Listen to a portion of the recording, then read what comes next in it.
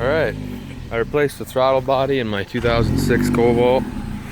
This is the old one. Pretty filthy. I looked up the relearn procedure on YouTube.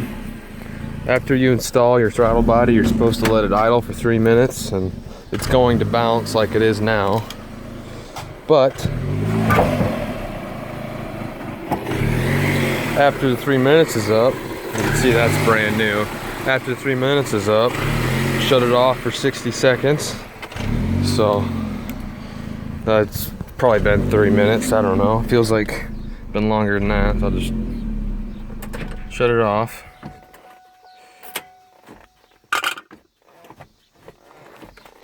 Let it sit for 60 seconds.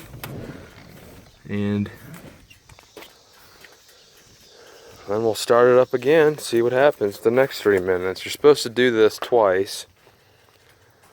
Idle for 3 minutes, sit off for 1, idle for 3 minutes, sit off for 1, and if it hasn't corrected its idle within that time, you're supposed to drive it above 44 miles an hour.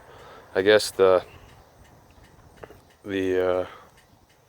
CPU in the car is getting readings off of this throttle body because the throttle positioning sensors inside the throttle body, and so it's trying to correct itself in little increments. It learns about how the throttle is and what stage the butterfly valve is opening. If it's open too high, it's gonna start dying. If it's not getting enough, it's gonna start idling really high. So I think it just takes a while for the computer to relearn the fuel to air ratio.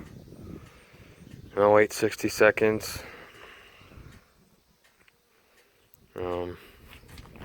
Probably getting close to being a minute, but I got this online. It was stockwiseauto.com. Believe the throttle body was $230. So let's see what happens.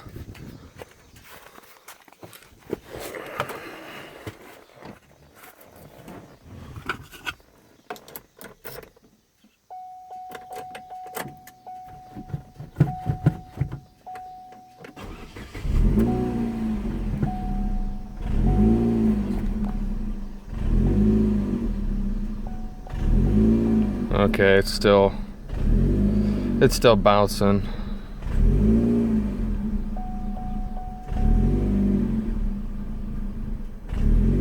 Not as bad though. Maybe it is working. I don't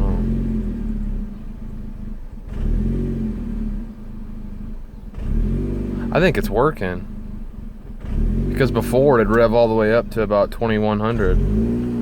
Oh, there it goes.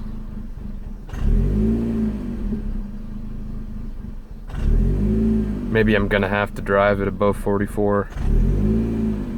I don't know, because before it'd be like I'd be giving it gas and I'd put my foot on the pedal, nothing would even happen.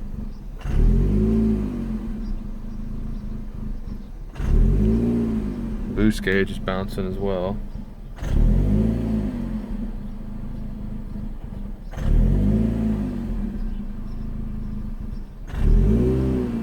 Alright, well, if I figure this out, I'll let you guys know. Good luck.